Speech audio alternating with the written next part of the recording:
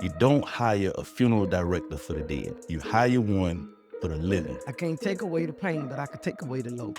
Money not made for the grave. Back in the days when our mamas was coming up, everybody had life insurance. Everybody, should have man knock on your door, wait for you to come to the door. Mama, Mr. Earl at the door. Everybody had insurance. Today's generation has come away from that. The black man is killing the black man more than the white man is killing the black man. So we killing each other over space, over you stepped on my toe, or territory, or this and that.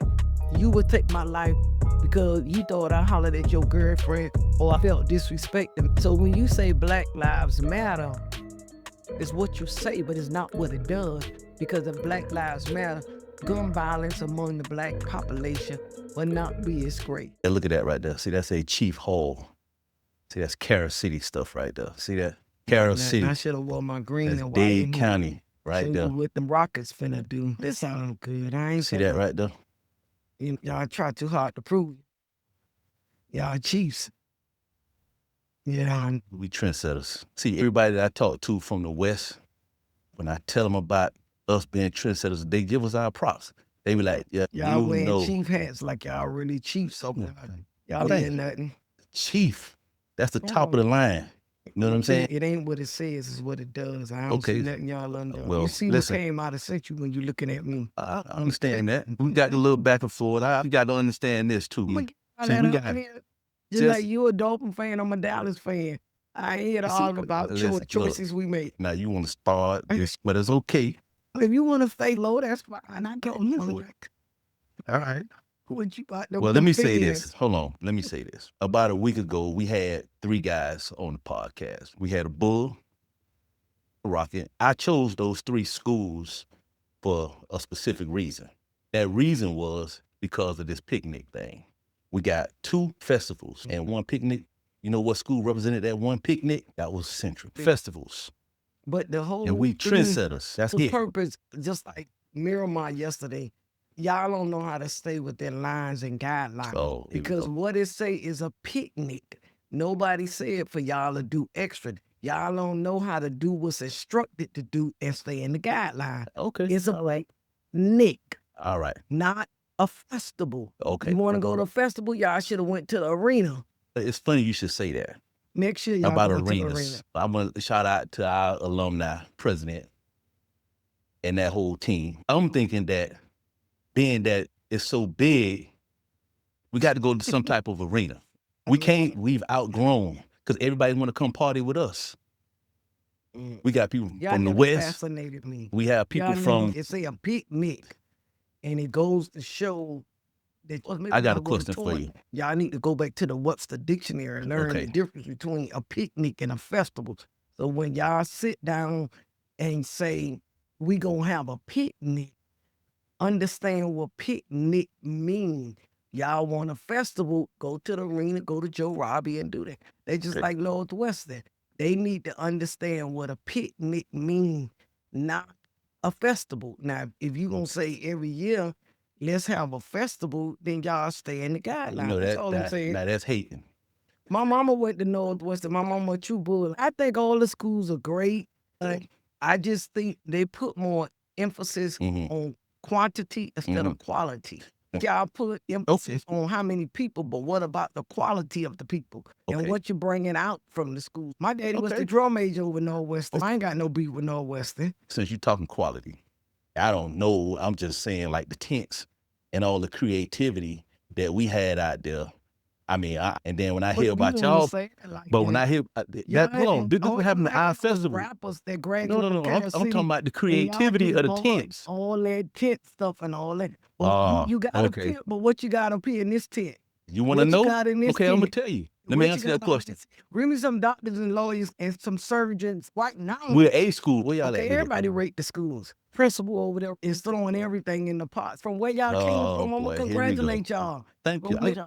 But we don't need to be congratulated. The only way Northwestern made it as far as they did, coach had to tell on Central. Hold on, wait a minute. We even go on. They hate them Rockets because we go up in the air.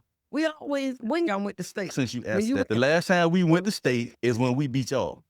When we went to state. That was like No, that was like 17, Okay, we in 25. 17, 18. Okay, all right. But who counting? I ain't anybody talking about time right now.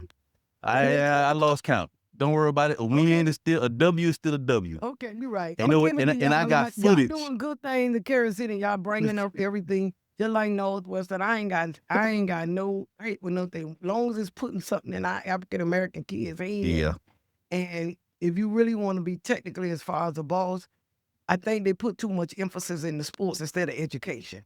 So I'm a whole different breed when you come to that, because you put them in the sports, and when they get out of school, you basically telling these kids the only way you can make it if you play football and basketball. Suppose there's some kids that don't play basketball, don't play football.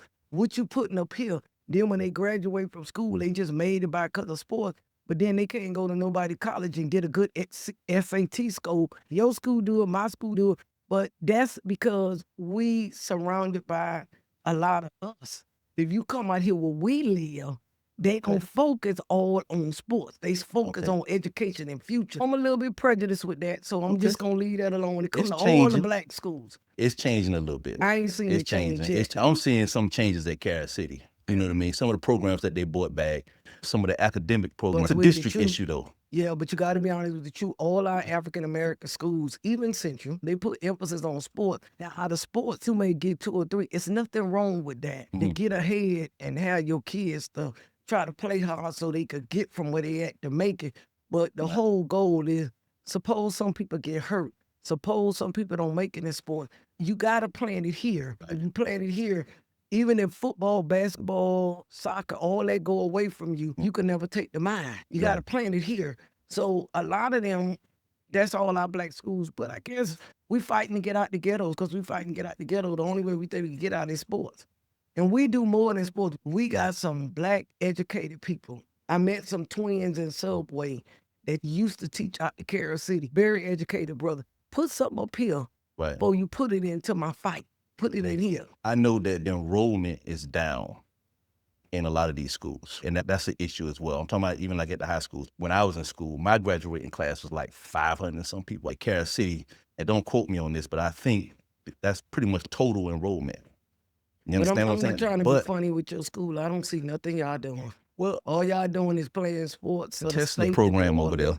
I don't see nothing y'all doing. Okay, at the end of the year, when you see what we produce out of Kansas City, then you can talk. I don't see nothing y'all doing. Well, funny you should say that, because I know for a fact we do have a lot of interesting things that's coming out of Kansas City. When it comes, then we'll have another point. Okay, all my Kansas City people out there, somebody put that in the comments so we could talk about it right now. I'm talking about all of the accolades that these students are doing in terms of the programs. From my understanding, I know we have a Tesla program now, working on a Tesla car. That's a workshop.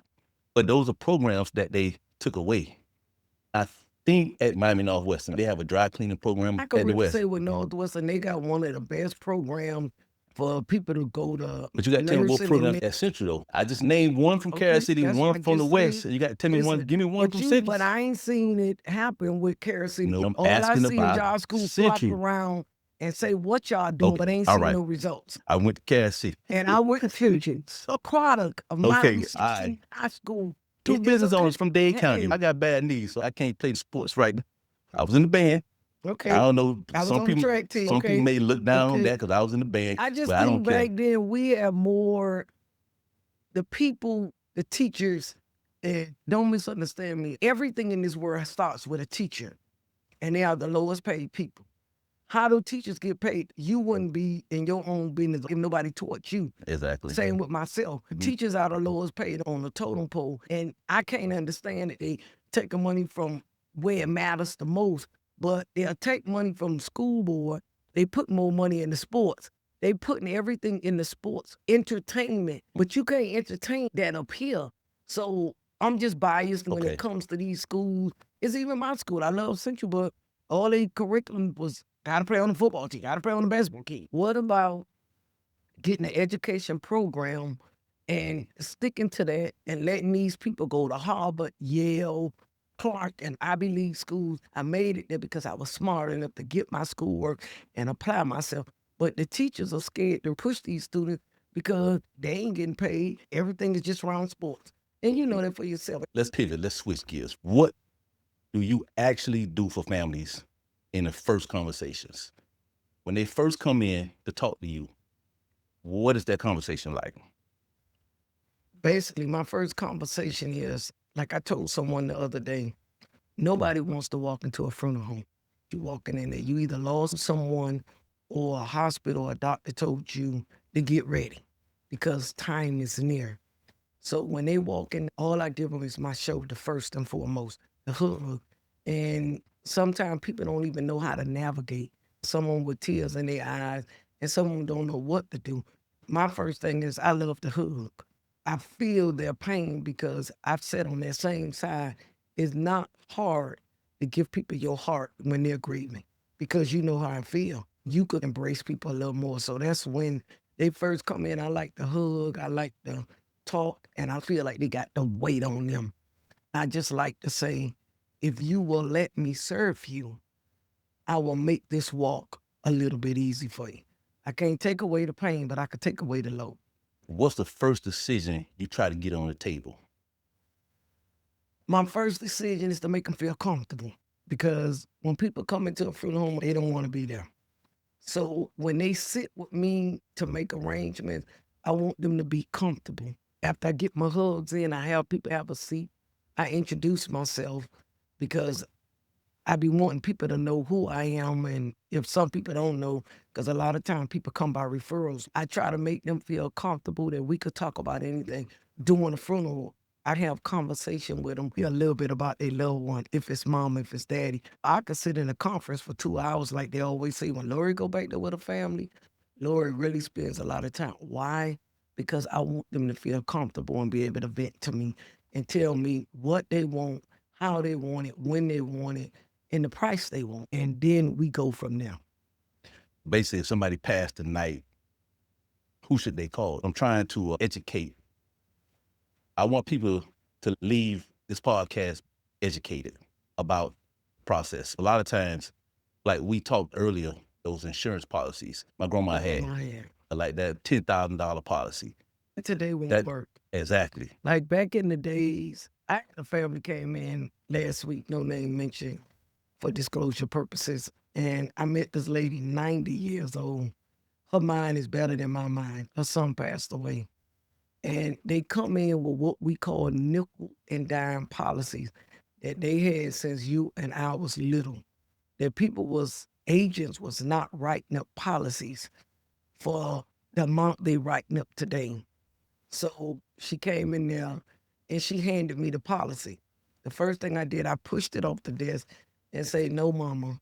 I always call people mama, auntie, sister, brother, because when you enter Hadley Davis to do business, you're a part of my family. I said, no, mama, you don't give me your policy first. It's guidelines. You let me talk to you. We go over the pricing. We go over everything.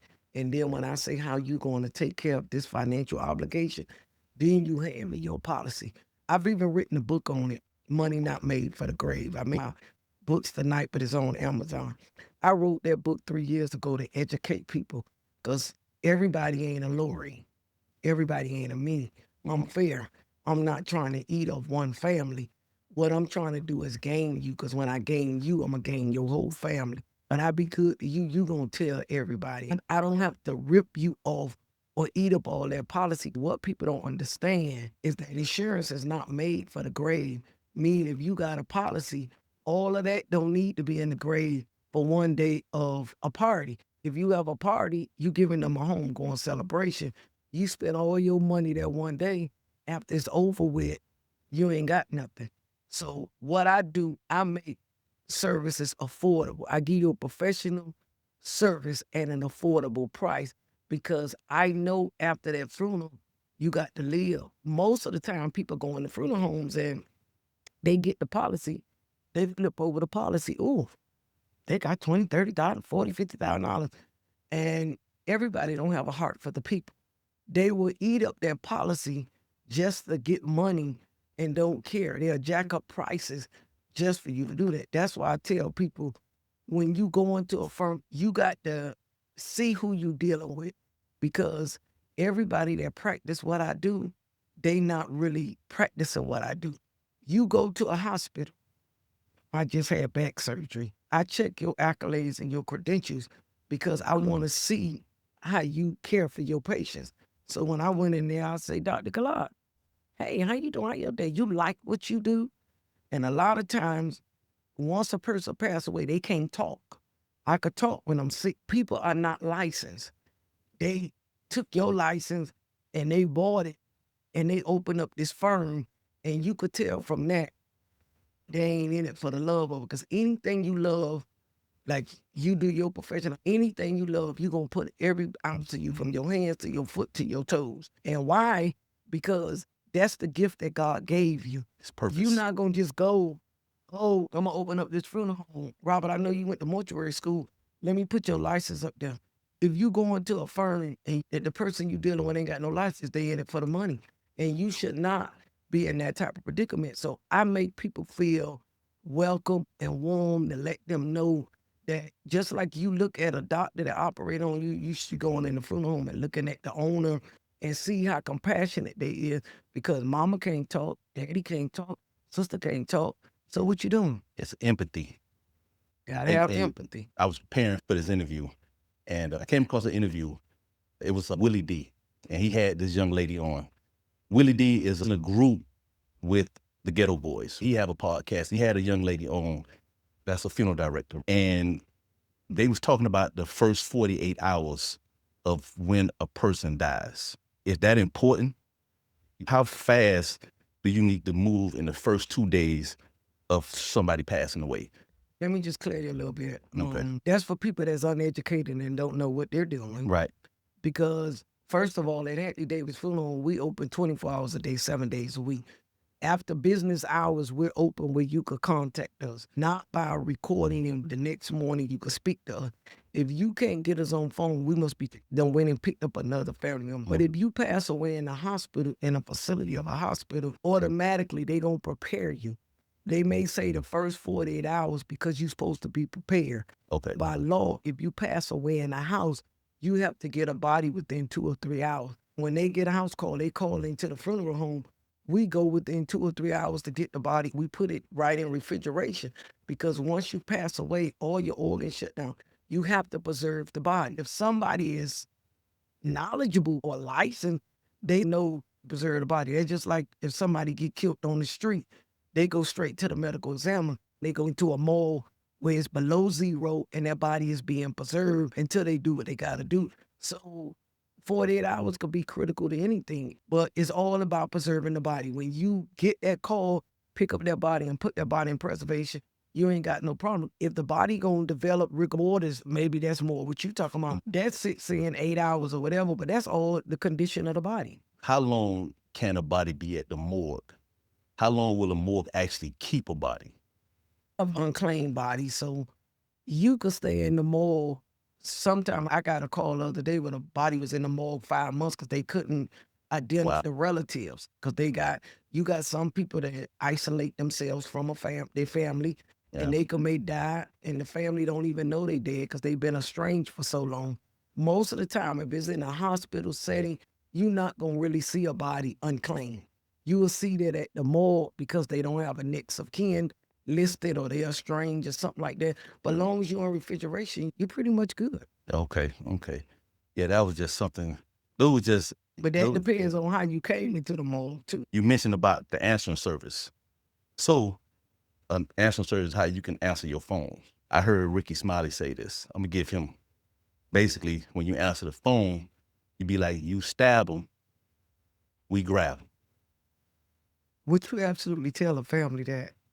If it's an answering service and I'm answering the phone, I'd be like, Hadley Davis Funeral Home, if you stab them, we gonna grab them. So you a chief and you came over there. You see the literal see of that. That's smart. Hey, First of listen. in the funeral home, it's bad enough. You stab them, we grab them. Let me tell you what happened to me a couple Days years ago. mortuary, you kill them, we chill them. Yeah, but that sounds so gaudy and ghetto. So So call it what you want to call it. It work. where that work at? You supposed to know. That's something you came up with, because when I call you, that's what you say. Every time You call the answer machine, like this happened a couple of years ago. We had a gentleman, he had lost his wife, And he said he called 3 funeral homes and he didn't get no answer. But when he called Hadley Davis, he got an answer. He brought me the body just because of that. But let's talk financial. Like, how do you, because I know a lot of us, and I know we're going back to the financial aspect, right? A lot of people do not have their affairs in order. Why? I don't know. They need to. Tell me about how people should get their affairs in order. Say this, because I'm very hard on that. We fail to plan. And that's why a lot of things in our life, not only with debt, most of the things happen in our life because we fail to plan. It is with our finances, it's with our business, our health. People get angry when I say this, but a lot of the problems people have with their health because they don't take care of themselves. They wait till the last minute. The death rate among men for prostate cancer is on the rise because y'all don't want to go get an exam because y'all think that exam is a little bit feminine and you don't get checked out. And then when you do go get checked out, you're in a stage that you wouldn't have been in because early detection saved lives. So I feel like because people don't plan, they plan to do everything else. If they want to go to a concert, they plan. They want to go buy that pocketbook. If you want to go do this, you want to go buy that. Y'all plan, but we don't plan. If you go scripture, so as a man live it, he gotta die. Some of us don't even take upon ourselves to have insurance, not life insurance, but health insurance. Because you live, you gotta die. And what people don't understand now these days, you get treated differently when you don't have these things. I was in a hospital a week ago and I get a phone call in the hospital bed asking me about my insurance and was I a citizen and all of that. People don't take heed to that. You could see them driving a new car. Ain't nothing wrong with driving a Mercedes. Ain't no wrong with living in an apartment, but you could sleep in a car, but you can't do what you could do in a house in a car. Right then and there, I see people priorities are out of order. So people they don't plan. You sick or you know you gonna die. But back in the days when our mamas was coming up, everybody had life insurance. Everybody, sure man, knock on your door, wait for you to come to the door. Mama, Mr. Earl at the door. Everybody had insurance. Today's generation has come away from that because they pivot to GoFundMe. putting a jar there, or you robbing, you gotta go ask people for money, or you gotta say, I can't do nothing because A, B, C, D. Now, 90% of people fall into that financial category because they fail to plan. They do that with debt. Some of us are selfish to say, I don't care, I'll be dead. What I'm worrying about that for? That's selfish. When you could get something. Insurance is hard these days because there's no such thing as you can't get insurance. I told a lady last week, there's no such thing you can't get it. You just didn't inquire in the right places. Everybody could get insured, but you have to live out that contestability period. But people don't knowledge themselves. They won't get no insurance. They'll have $200 sneakers on their feet and won't even get insurance for their kids. And kids' insurance is little pickers a dime. So that's like going to Starbucks every day, buying your favorite drink. And when something happens, they ain't got nothing. It just makes me feel bad because our people, we put ourselves in that situation. We don't care about that. And we be like, man, I ain't worried. When I die, let them worry about it. That's selfish and people fail to plan. It's sad. Are they going to live forever? People know that they got to die, but they just feel like they got a lot of time. Some people. See what I say. I've been doing this a long time. I don't care. Let them deal with it. When I'm dead, they deal with it. And That's some selfish. people have policies and they let them lapse. Yeah. I always tell people, don't try to go out there and get 50. Just get you enough to do what you got to do. Smart people will do that. If you're employed by a company, you could go through your job and get a family policy. A lot of that is the lack of knowledge. And it's their ignorance. We all ignorant in some categories. A lot of that is changing. They do victim compensation because all these type of things was beneficial. Now we got a president in the chair. A lot of those things will be cut out. If you could prove they passed away without them being the cause of it, they will give you money. Now, I just found out 3 months ago that if you have insurance, victim comp won't pay you. And they done changed things. So you counting on somebody else to bury or have your loved one service, or you could be prepared. The younger generation, we not prepared. That's how you be together. And I'm talking about the younger generation in terms of people think that they have a lot of time. But on the contrary, you got a lot of young people leaving here, more so than older people. Right. You know what I mean? That kind of leads me into this gun violence that's going on. Yeah. And I know you get a lot of cases like that. I don't believe in the Black Lives Matter movement. And the reason I don't believe in the Black Lives Matter movement is because you know, come at me, tell it. I'm a director and I'm gonna give you the reason. So don't let your ignorance be closed. I'm finna tell you why. Talk to them. When the white man killers, we rally and we want justice. But if you take statistics, the black man is killing the black man more than the white man is killing the black man. So we killing each other over space, territory. We care less about each other's life. Yeah. I would take your life over 50 cents. You would take my life because you thought I hollered at your girlfriend or I felt disrespected. So when you say Black Lives Matter, it's what you say, but it's not what it does. Because if Black Lives Matter, gun violence among the black population will not be as great. 90% of these black brothers that's falling from gun violence, they got killed by their own color, their own brother, their own sister. And that shouldn't be. If the white man killers, yeah, let's go after his ass and do something. But most of that is coming from the black man. Now you take Trayvon Martin's situation, a white man killed him. I would have rallied from here to hell. I don't blame his mama. You take the other ones that was killed. But I buried even my pastor grandson was killed by another black. Look at Tangela, her son was killed by another black. We killing each other.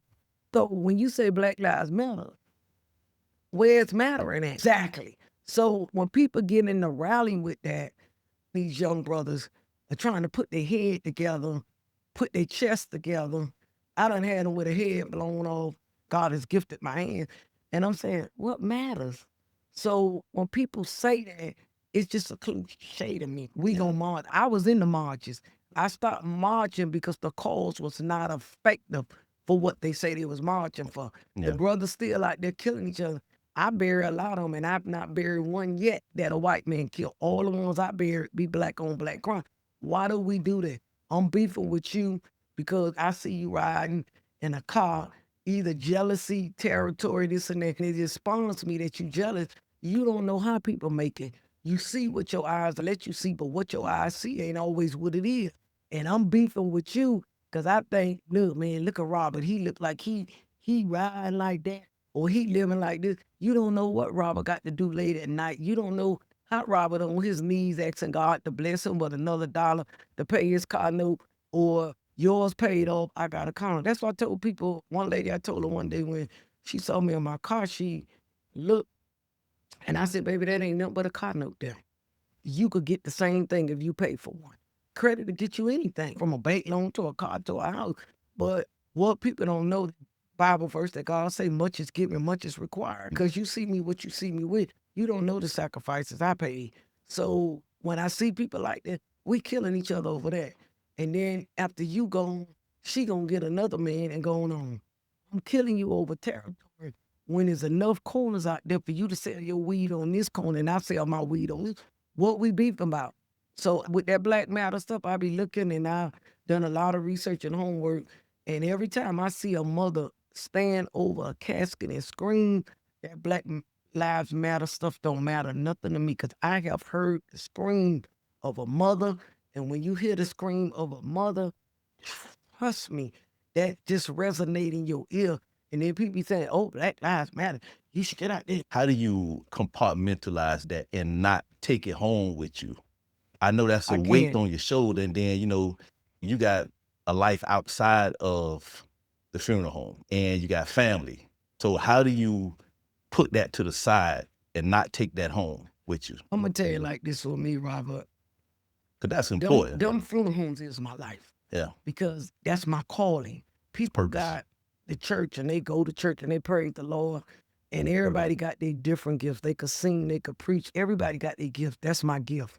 And I carry it. I could eat, sleep, and breathe that business. And what I learned to do is paralyze it, but it's never away from me, if that makes sense. So I got 2 African-American boys.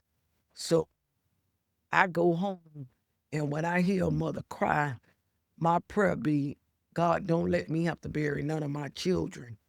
I want them to bury me. So I talk to my kids because they could be doing whatever. It's like an incident my daughter had the other night. And when she called me, she had an incident in Polo Tropical where a man approached her like he wanted to harm her. And all I kept saying to myself when she was talking on that phone, if somebody would have killed my child, I'm going to be judged by 12 because they mama going to be carried by 6. I'm not the type of person believe in the jail system. I believe in eye for an eye. That's just me because you did something harmful. I talked to my boys, I talked to my daughter, and we make memories. It's not necessarily that somebody may get killed, somebody may get sick. Like me, I just went through a dramatic surgery in February. I made it through, but some people don't make it through. I was one that made it. So I talked to my kids, I talked to my husband, and my husband be like, oh, I say, we need to talk about that. It's never a day that I don't carry that business because I feel like that's my ministry. I think that's what God called me to do. Most of my family knows that, especially my immediate, my husband and my kids and my other siblings, my sisters and my brother, they know that's my heart and soul because it's not only bearing people, but I'm serving these people and they're hurting. They're hurting. One thing about death, it's not reversible. So when I serve these families, I be saying, what if that was me? And I lost my daddy, the Yeah. murder. Of course, look at Jada. Yeah. See, it done hit our Yeah. family too. Look at Shamel. Shamel, Shamel yeah. was not killed, but Mhm. Shamel died of incompetent from a physician. So that could happen to anybody. I always try to say to myself, you don't know what death at. So I don't separate it. I go to work, but sometimes when I come home, if it's a case like somebody got murdered, I take that with me. Was it that serious that you had to kill somebody? And sometimes I put that within myself, especially when I see a mother stand over a casket and say, That's hard. one mother said one day, you just tried to be hard. You wasn't hard. Look where you at. And that told me that she had been talking to him. Like I talk to my boys. And I just be like, sometimes I have to walk away to get my composure. And I be like, oh my God, that they got a mama or daddy and they purposely didn't do right by the parent. And they screaming and hollering. And you just sitting back looking. All you got to do is treat people right. I just carry it with me all day long, Yeah. every day. The way you view life is different from the way I view life. I look at life every day that when God wake me up to see fit for me another day, I don't take nothing for granted. The average person to get up, oh, I got up, I'm putting on my clothes and I'm going. When I get up, and I say, God, thank you. He let me get up and start a new day. So even like me, when I went through this ordeal that I went through, and I'm still on the battlefield with it, I get up every morning and change my perspective. God, I ain't on no cold table. I ain't in a cold refrigerator. I ain't in ICU. I'm in my right mind. So I get up with a different perspective than the person that's healthy. I'm healthy, but I got some issues. You healthy and you ain't got no issues. So you feel like you could just go about your day. I get up every day with a different perspective, The mindset. You have a certain mindset, a grateful mindset. and that's the main thing, even in business. A lot of us don't get to where we want to go because of our limiting mindset, We limit ourselves. right? Everything starts in the mind. Or talk, How look you- at things. How you look at things, how How you successful view you're going to things. be, how you view things. And it's kind of like reverse engineering. I was telling my wife the difference between sight and vision. My sight is I'm looking at you right now, right? I can see you. That's my sight. Now, my vision is you could be telling me a story. You could be telling me your plans, your dreams, your goals, right? And you haven't facilitated it yet. It's not here yet, but I can see clearly what you're saying to me. Right. Faith walk. My mind actually goes into how to execute that. Like a plan start coming, how to actually start making things happen. You follow what I'm saying? In But terms of vision, most people people are don't like, have that though. most people So are that's the like, difference. most people are like, for being successful. I'm an African American female. I remember years ago when I first came into business, I had people to tell me, some of them dead now, and some of them living. Oh, you ain't gonna be nothing. You a woman in this business. All you gonna do is sit on the side of a family, wipe their face, wipe the snot or whatever. That's But a I word didn't. curse. People limit themselves. People get up every day, say I got dreams and goals. Don't nobody limit you with goals and success.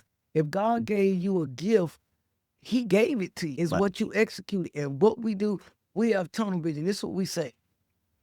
Oh, when I get the money, I do it. You ain't gonna never get the money. Oh, when I get here, I'ma do this. When I get there, I'ma do this. If you really wanna do something in life, you would do it. I opened up 27th Avenue, no credit and no money. Can't nobody tell me you need money. You need God and a whole lot of faith. Because when you got God and faith, He's gonna send it. That's like me. I'm a visionary. So I open up about 5 funeral homes. When I see a building, I could tell you right now, I got an upcoming project that's coming up real soon. I can look that place and absolutely tell you how lucrative it's gonna be. God has given me that gift. But I don't sit back and say what I can't do. And a lot of us stun ourselves in business or sales, even going to school. A lot of us, oh, I can't do this. I can't, you don't told yourself you could do. Ain't nothing you can't do. A lot of us in business fail because we don't try. Oh, it's just like a man. Oh, I'm gonna get married when I get enough money. You ain't gonna never get married. Marry somebody that loved you and y'all build together. People don't think like that. People think I gotta get enough. You ain't gonna never have enough money because you know what? The best thing for Black people is their excuses. Their excuses hinder them from their success. If you bring enough excuses, you already ain't gonna go nowhere. But you gotta turn them excuses into power and faith. I was reading Hebrews 11, and that's about faith, right? What I discovered is that all of the people in Hebrews 11 wasn't just waiting on God to give them something. Everything was through movement There's an action word. on what they was doing, It's a verb. right?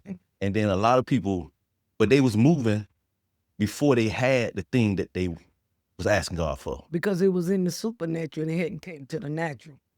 I could look right out the door and I could say to you, Robert, we cross the street. Oh, there ain't no but a bunch of trees. I could say, oh my God, I see so much with because I'm taking my mind there. See, what we do as people, we move on what we could see because Exactly. we want God to show it to us. If you want anything in life, if God took you through it, He already made the way. He waiting on you to take a step. He already made the way. When I got 27th Avenue, I came from a situation. I was driving down 27th Avenue and I looked at the building. I said, oh, that'd be a nice place for a funeral home. Mind you, I had no money, limited credit. I used to walk past that place and I just kept saying, God, that'd be beautiful. God saved that building just for me. Guess what? When I got the building, I had no money, but I didn't have to have money. I had faith. Faith is money. People don't understand It's a it currency. because they not in their realm. Right. As soon as I went and got that building, God sent the money from the north, east, south, the west, because I depended on Him. I had the degree. I had the license, the qualification. Why wouldn't God bless me with that? But see, we sit back and we want God to see us. You remember the story in the Bible where God told him, He woke Jesus up and say, Master, ain't nothing happening. He said, throw the line out there. You ain't got to see the fish. Just throw the line out there. Just throw the line out there. They had enough fishes to feed everything. You got to trust the process as long as you going out there on faith. A lot of time people come to me and they say, I want to open it, but you don't want that bad. Anything you want bad enough, you going to sleep, you going to eat, you going to wake up thinking about it, go to sleep thinking about it, and all your mind going to be is, how can I do it? God, show me the way. God, how I'm going to do this? You're going to eat, sleep, and breathe it. And somehow, God going to bring that to the path. But if you sitting back there, oh, God told me to do this, so I got to see it. Who is you? God got to show you something. You got to show yourself that. So you know what? You got to change your mindset. What you just said Yep. 5 minutes ago, you had to change your mindset. Yeah. When you change your mind, you change your direction. And what I notice is a lot of times it's going to be a testimony behind it, Always. meaning that, like, I look at my wife and I look at how she make things happen, right? You know, your wife don't make things happen. Your wife believe in a God that make Right. things happen. Right. Because I talked to my sister, and her faith is so strong. She'll tell me, "Learn, I got it like that, but I ain't worried because God got it." And guess what? She learned from her faith. God ain't never failed her. Right. That's it right there. So guess what? She depending on what she know gonna come through. And I'm gonna tell you, like an old lady told me, when you get worried or you get in doubt, just look back. If he carried you that time, he gonna carry you. But you can't get people to be successful and go out on their dreams or go out on their end because they want everything to be in front of them. You self-employed people. You know how hard it is. People look at us and be envious. Do you know it's a lot of work being self-employed? Vic gotta go on his job and get a check. The white people gonna write him a check. We gotta make a check. So And my hustle gonna be harder than Vic hustle because I gotta go make a check. I gotta go make payroll. I gotta go make it happen. So when people sitting back jealous, I'm like, are you kidding me? I don't even pay Something is- attention to the jealousy. You Man, know what what the it hell is do? that? I put it on my feet and let it do. So, Yeah. boy, you have to go make a check for your employees. When Oh. I say make a check, you got to go make it happen. Make sure the business is ran right. Make sure the air on, the water on, a safe place to work. Me making everything happen. When people say, I want to get my own business, that's work. That's hard work. Is you willing to do that? Is you willing to go sleep this night? And when you first started out, don't pay yourself. Just pay everybody else and make stuff happen. People look at the end result. They People don't know see the- story. They don't know the struggle. They don't know see what the- it takes to get They there. see the glory Yeah. and they don't know the story. I guess as I gotten older, I used to do a lot of explaining. I don't do that no more because who I'm explaining it to ain't worth me explaining it to. Because if anybody know about being an entrepreneur and self-employed, I ain't got to say nothing to you because you already know it. Most of the people that ain't self-employed, they think they know more than the people that's employed. So I just sit back and look like this because my conversation is not old to you. If you want to work for yourself, it will always pay off, but you got to put in the work. There's You always got to put in purpose. the work. His garage. Now he's sitting on billions.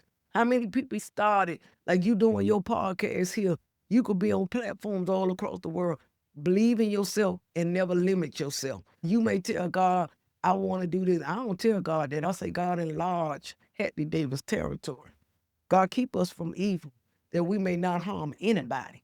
I tell God to enlarge me. And guess what? I may not see it right now, but I know it's coming for more and more. I told you I'm working on a project. A lot of us limit ourselves. Some of us don't think we good enough. Some of us think we too old. Some of us think we ain't knowledgeable enough. You put yourself in the box. In this content creation game, this is a young man's sport. Let me tell you, I went to I'm pivoting a little bit, right? And I went to a event. And when I went to that event, it's a lot of these young people, they rich with knowledge. And experience. What So- they doing with it? Right. So what they teaching what they doing, right? And my point is that seminar that I went to or that event that I went to, it was all about the word purpose. It was always coming up, right? And what I learned about the word purpose is that your purpose in life is always going to be tied to helping somebody else. Exactly. And a lot of times, a lot of people spin their wheels because they're trying to figure out what their purpose is. Just ask God. And then it pretty much came clear to me with this podcast that I'm doing. It came to me and I have to do what I have to do in terms of helping other people, right? It's one Certain shoot. information. Let me just tell you this about the podcast. And bring people on like you have for love. information. See, what your love may be. My podcast, don't tell me you can't do it. It has nothing to do with the podcast. It's that word that I just said. Don't tell me you can't do it. Because I want to put in the mind, in the heart of people. Don't let nobody, I don't care whatever you do in life. You could be a garbage collector. Be good at collecting garbage. But I got 3 statements that I live my life by every day. Faith, effort, and determination. Without faith, you can't please God. You got to have faith. Effort is putting in the work of the faith that you believe in. Determination is doing stuff that nobody thought you would do. You should never let nobody deter you from doing anything that's inside of your heart. So I live by that. 17, 18 years ago, I never be where I'm at today. Just think in your mind if I had to listen to somebody. My faith was so great. My effort, I put in the work. When I first opened up, I was out there. That's when flyers was big. You remember when flyers was big? I used to get tons and stacks of flyers. And I used to get my children and their friends, and we would go hand out flyers on Sunday at church, and I'd go buy a big box of chicken and do all that. I wasn't no better than nobody else because I was a licensed director and I had a business. I used to be under the underpass on 165th Street, passing out my flyers, doing what I had to do, putting in the work. And I was so determined nobody couldn't tell me that. And I had a pastor tell me one day, Avery Jones, I went to one of his musicals. He thought I was crazy because I came into a male-dominant business. I told him, who said that being a licensed funeral director is a male-dominant business? The only difference between a man and a woman, I'm not being prejudiced, men in it for money, women in it for the love of it. I ain't saying this with all people. This is what my studies have proven. Men in it to get rich, get popularity, and get women, we got more of a compassionate way about us. We care about people. We now getting paid, but we do it more for that. So I said to him, who's that? He said, I knew something was different about you because when I bought 62nd Street, he said, I was in the midst of everybody. I said, do you know the man that asked God that he said, if I could just touch the hem of his garment, and he went in the roof and they let him down and he was among all them people? I say, who said this was a woman only profession? That's what it was portrayed from centuries to centuries, that predominantly it was women. So when I came, it wasn't that many women in Miami. I think I broke the mold and I came with my own type of style. And I was called all kind of things from people that didn't even matter. I was dead. I kept my eyes focused to know what God called me to be. He told me just to go out there and take care of my people, and I'm going to take care of you. 17 years later, and I'm still moving. They don't believe in themselves. So that's where I come to pivot. Don't let nobody tell you can't do it, especially women, because we rely on men. Do it yourself. So now the women is springing up. I got a lot of social media women in other countries, in other states, that they licensed funeral directors. And I never heard of them until I got in the business, because women, we never stood on the forefront. I had a man come one day to me in my funeral home and say, oh, who in charge? And because I was a woman, he looked at me. Later on after the service, he congratulated me, but I didn't need your congratulatories because you was a male chauvinist. And I've had even pastors look down on me because I was in charge and I was a woman. They don't want women to be in charge. And I took a lot of scrutiny. So I stand tall because I know what I've been through. But no matter what came at me, Robert, I still stood, still served, still pushed, and still made a difference. You know, like a troll too. What Like you mean? a troll, like to make jokes Yeah, you a little always bit do. every now and then. Yeah. So Gino, what's name? Gino, the preacher Gino. Yeah. You know he don't like women preachers. What you think about that? I don't agree with him. You don't agree? To me, I'm going to tell you what I say. Gino be getting on him now. Oh, listen. That man say your mama's Let a me woman. tell you, that's Gino interpretation. Yeah, that's scripture with it now. Okay, but his scripture, because the Bible very he interpreted. Come on now, I'm finna take you there. Take me there. Now I'm Okay. gonna go scripture, I but I'm wish gonna we take you can call Gino, and Gino gonna make it seem like this. Matter of fact, I like Gino. My husband listen to Gino, but see me, you can't tell me that, because I'm gonna use this phrase and I'm gonna let this resonate. Anybody on this podcast, I want you to challenge me with this. The first person taught me you about God was who? First person talk to me about God? Yeah. Was my mama. Okay, my point. But that ain't no What preaching. she told you about the man, and you went and seek the man. But she told you. I ain't have a choice. If you ain't have a choice. How I grew up Pentecostal. If you take all the women out of church, Where's the church?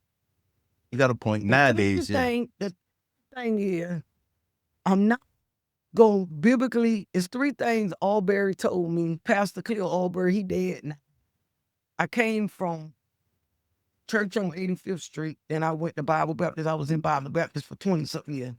You don't get in debate about people about me and you do it because you my brother-in-law. Yeah. I'm going to argue with you about the Chiefs, this and that. Yeah. It's three things I don't get in arguments with people about. Religion is one of them. Because I don't believe in people spending 30 minutes talking about giving money to the church. You know why I don't do that? Because your intention was already what you going to give before you got it now. I don't get in debates with people about religion, politics, and sexuality. Religion, you believe what you want. You got to face God for yourself. I don't get in debates about people about that. Politics, our world is in what it is now because people was arguing about Trump and whatever. Whatever you think, that be you. Homosexuality, I got a husband of 39 years. I ain't sleeping with you, so I don't care about what you think.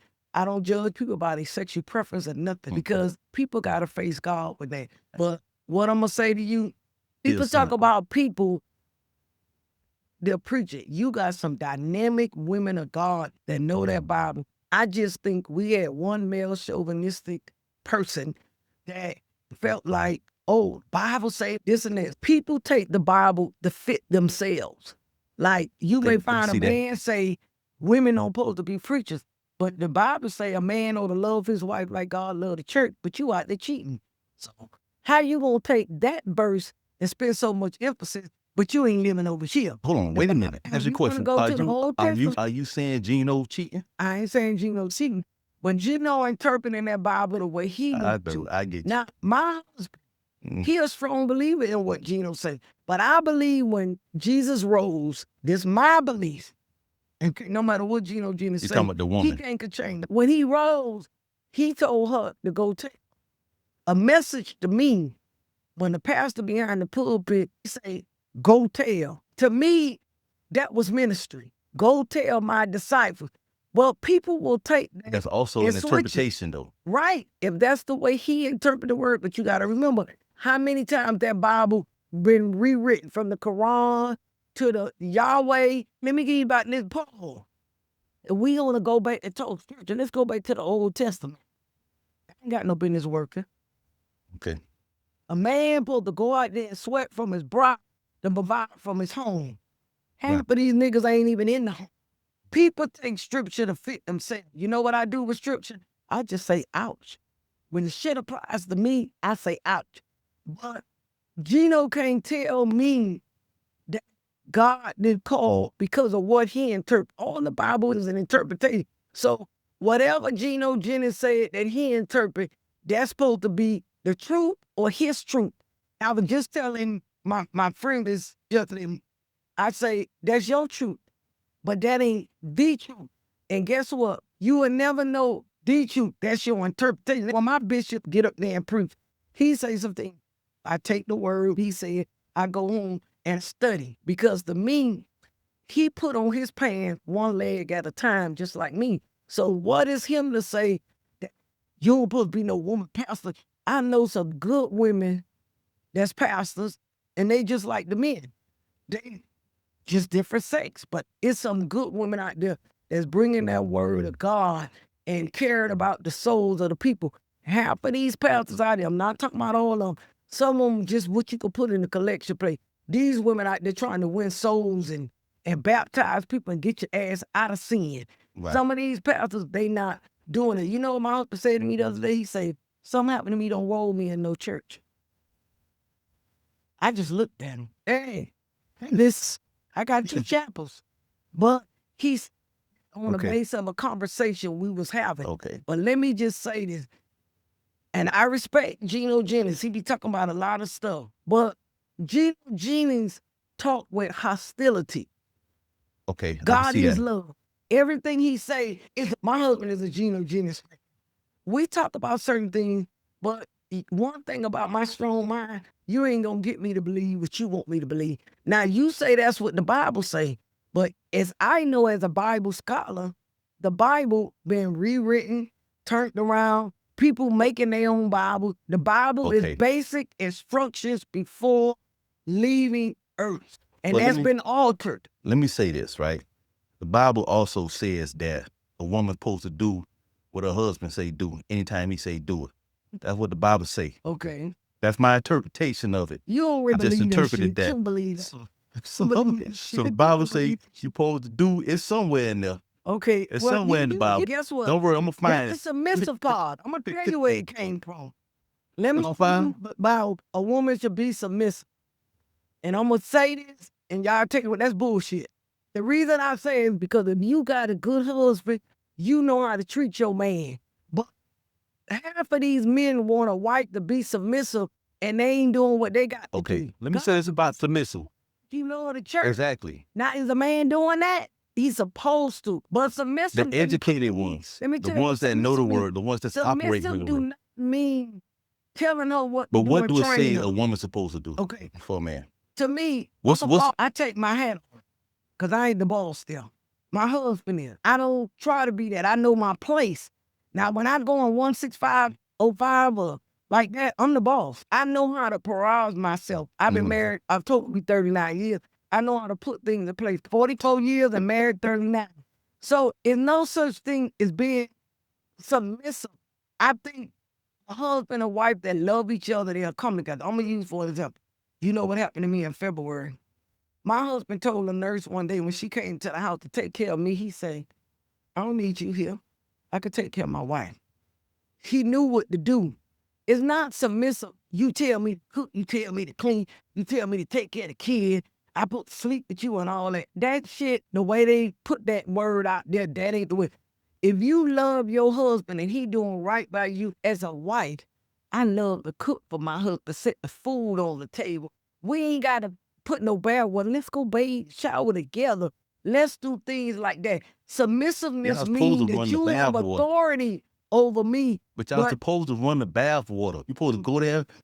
Listen, let me tell you what you're supposed to do. You're supposed to run the bath water, and then you're supposed to have a thermometer there. Wait, you're supposed to have that thermometer there and set the temperature. Supposed to make sure the temperature right in that bath. Listen. And you know what? A lot of men. That shit ain't happening for me. Let me show you for example. I've been married so long, Vic. When you get married, you got a ring on your finger. A man will look at you and say, oh, she off nigga. You know what they say now? Oh, that don't mean shit. It's just bad that she go home and I go home. No values to it or nothing. It's so bad with people not respecting or being submissive, the shit in the church. Everybody go with her. Everybody go with the pastor done did this and all. When people get up there and preach submissiveness, God didn't mean submissive as a way for a woman to be stepped on or whatever. You exactly. I'm just joking, by the way. So I know you is because you married to my sister and I know you ain't playing. Oh, they said, hold on. Yeah, you're right. I am tripping. Submissive. You're right. I already know that my husband is my covering. And again, preach. My husband is my covering. And I'm going to respect him and build him up. But he's not going to take me building him up as a way to treat me like shit or talk to me like shit. But one, he ain't going to do it because I wouldn't have it. Talk to me like shit and make me a doormat. A submissiveness, you got to lead by example. If you want a herd to be led, the person in the front going to lead. I'm going to respect your authority. I'm going to respect your leadership.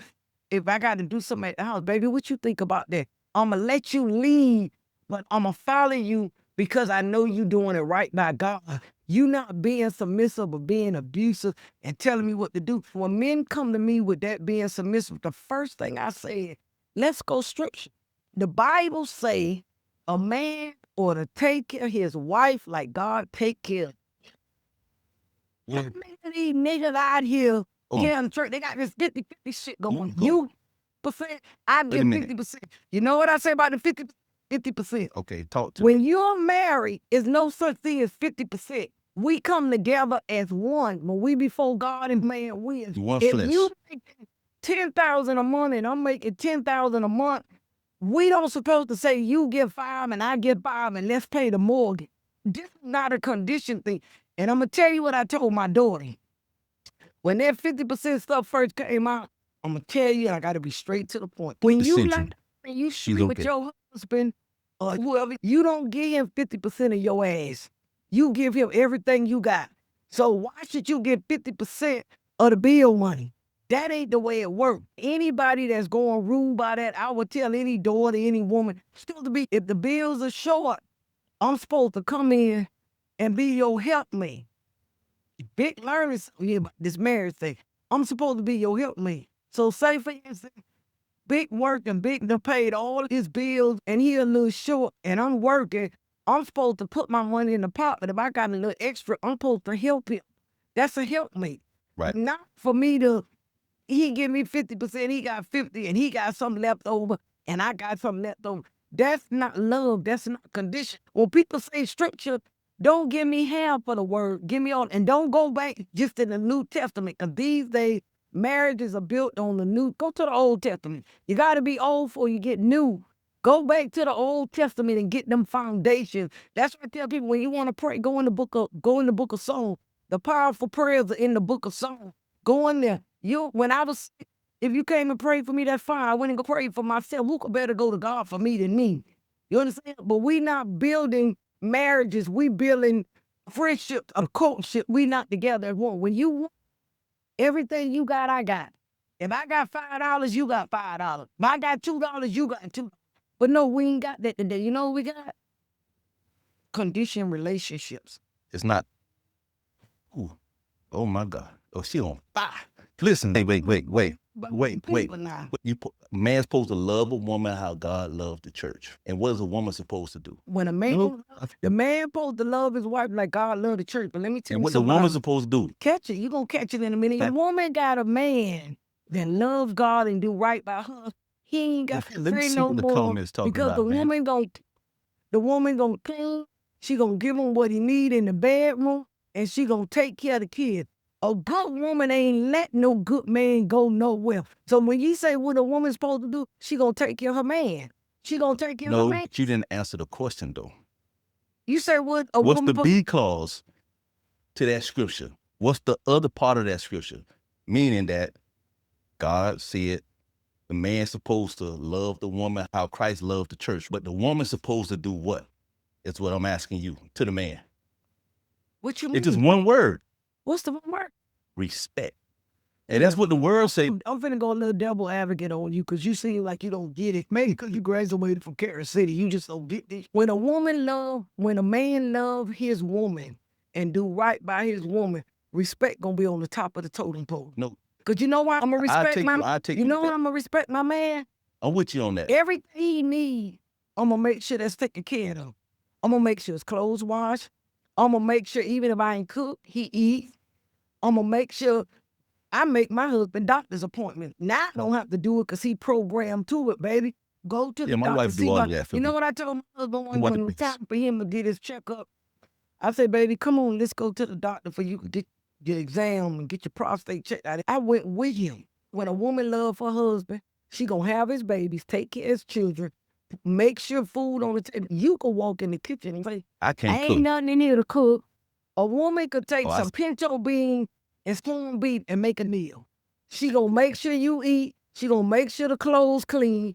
And she gonna make sure when she go to bed and them kids go to sleep, she gonna give you a little something to put you to sleep. So respect. When a woman love her man, she gonna make sure he's respected and anybody around them respect him. So when you say respect, if a man don't get respect, he probably ain't giving it. Cause I ain't never seen a good man throw it out on the trash pile. One of my friends told me the other day, ain't no good man throw it out there on the trash pile. Believe me, they may say they good. They ain't good, cause good men. What generation are you talking about? And the ones that don't pay, it's 12 good men. Now women don't care no more. Like the values that we had, these girls don't care. All they care about is getting their nails, feet done. Cause to me, if a nigga take them to get their hair done, their nails done, and get their feet done, and take them to Benihana, they give them ass for that. Damn, Benihana's? Yeah, they give them ass for that. See, me... Damn, Benihana's, that's top of the line. Back in my days, women wasn't giving up ass like that. We made you earn your space. But of course, today, we're in a different generation. Well, I can tell you this. We're in a different generation. Women had respect for themselves, and they had respect for who they was with. And let me tell you what I tell my young women, who I mentor. The less shit you have, the more shit you gonna take. Catch that on the way home. If you ain't got nothing, you gonna take everything this nigga doing. when you got something, you bringing something to the table, y'all gonna get along a little better. Cause I'm bringing something to the table and you gonna respect me. But if all I bring to the table is some open legs, you ain't gonna respect me because open legs are on every corner. They like 7-Eleven. They everywhere. They don't put one on 119.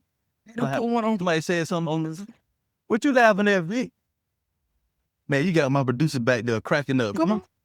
I'm telling the truth. If all you got to the table is open legs, You said 7-Eleven?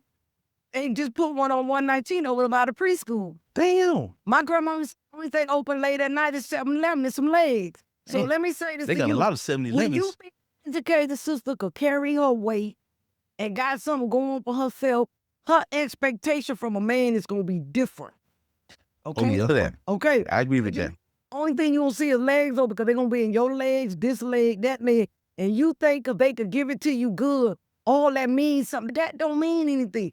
And the more you got, you ain't gonna take much. You ain't gonna take much. Put it this way.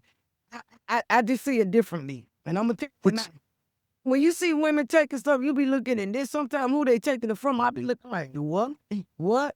I don't see that. So in the body of Christ, people go, It's the ratio is that's bullshit. It's the ratio is like about 7-1. No, that's respect. That's what the ratio is. People don't have enough respect for themselves. But see, There's a ratio and there's a shortage. I didn't say a shortage. No, I said there's a ratio. I didn't say God messed up now. God gonna let it be a shortage where people be sleeping with the same person and be doing this introvert? What Let me tell you what I mean by that. Saying they was born this way. You wasn't born. That was an activity that you liked, that you did. So let's look at it like you this. You wasn't born that way because when you was born, you ain't know a damn thing. But Lord, here's what I mean by the ratio, right? Number one, we got to deal with incarceration, right? Got men locked up, homosexuals, right? So that excludes them. My point is, I need you to do your homework. It's more women. Listen. Wait now, do your homework. And murder and killing each other. There's more women in prison and on death row than men. Somebody research that. We do vicious murders. We don't do no shoot your ass. We cut your ass up and do a Lorena Bobbitt stuff. And men are incarcerated. Yes, there is, but women incarcerated too. It's more men incarcerated than women. When you say there's a shortage and it's 7-1, so you for one. I don't know if it's actually 7-1. I think people pull it up. Fucking God. You know why that's not an insult to God? Because God allowed us what? Free will. So a lot of people make decisions to go out there and be homosexuals. That's a choice. A lot of people make decisions people say about to kill, eat, and all that. Some people, I'm not saying all people. You can't be born like that. So you saying, if you saying you was born that way, you saying God made a mistake. You ain't no That's a choice. You ain't no morphodite. If you ain't no morphodite, you was not born that way.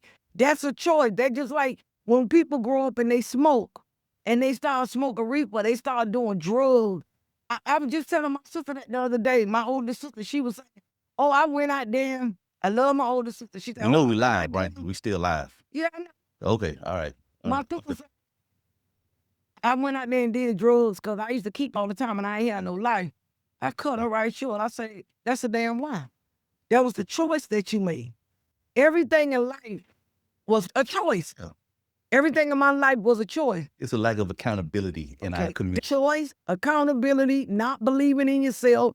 It's a lack putting of yourself in a box. So to me, I just feel people got to answer to God. When people start explaining something to me, I said, baby, you ain't got to explain nothing to me. Only one God. I really believe that only God could judge us. Well, people don't give accountability. People ain't got respect and do not have to be sleeping around doing some of the things they doing. Our country is perverted like hell. It's so perverted that all of that has come into the church. For people doing like this. Funny you should speak about the church. I've been on, it's a well-known pastor. He's not local, but the well-known pastor. He's basically co-signing homosexual marriages, gay marriages. He's co-signing it. And he actually apologized. And a lot of people don't know who I'm talking about when I say this, but he apologized to, there's another preacher.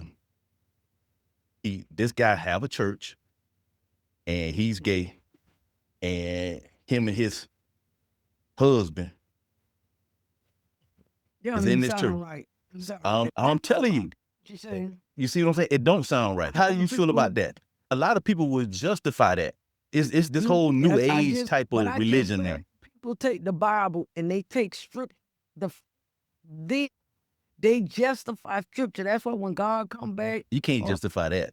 They justify, I can't help who I live and this and all that. Let me tell you something. Sin is sin. Sin ain't changed 2,000 years ago. Sin ain't changed now. When I see stuff like that, I just pray for people. You can get in the body of Christ. I was just having this talk with a friend of mine the other day. What bothers me so much is that they give people rights. That's not fair for the people that want to. What you mean? Okay, I see what you're saying. Just like you said a while ago, you can't say that word. Why? Because I'm trying to get monetized. I'm trying to get my money. You can't want to make it then not say the right thing. Like me, God loved the sinner. And I'm going to just tell you like this. The reason I don't say nothing against nobody, like, because all of us got sin and fall short of the glory of God. My sin may not be that. My sin going to be something else. Now, people think the only sin is adultery and homosexuality. If you're a liar, you talk about people and deceptive. If you steal, if you do this, you sinning. So ain't no little sin, a big sin. So people come to me about that. I say that's their life. They got to answer God, because hell, I'm trying to get this thorn out my side, dealing with what I'm dealing with. So I don't make time for people sin and say they living like this, because I'm trying to deal with what I'm living. You find some people, they turn around, because I had this conversation with my husband. I said, baby, sin is sin. The Bible said all have come short of the glory of God. You may not be doing this, but you could be doing something else. Like me, a lot of people get mad at me. I tell them I don't do nothing. But if you cross me, I cut your ass out. Is that a right thing? I disagree with that. No. Sin is sin thing. Here's why. The Bible say. I'm going to tell you why. The Bible say sin is sin and all that comes to the glory. So you disagree with the word. No, I'm not disagreeing with the. Here's what I'm saying. I don't agree with sin is sin, because some sins are harder to be delivered from. God can deliver you from anything. I didn't say that he can. No, but you saying but this is a spiritual thing. Listen, all sin is hard to be delivered from. Disagree with that. Listen, that's just like a drug addict. You on crack. I'm usually. Okay, so my sin is cursing, right? Okay, let's say, listen. Let's say my sin is cursing. Help me with it, or you get me. It may shift. No, here's my point. Here's my point. My sin is cursing, right? I cuss a lot.